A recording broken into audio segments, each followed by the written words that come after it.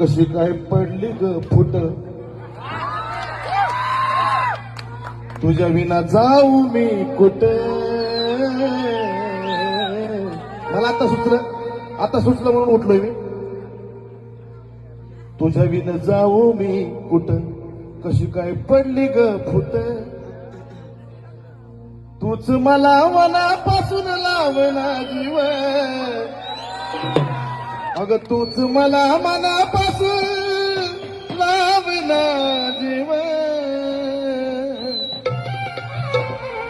अगं येडा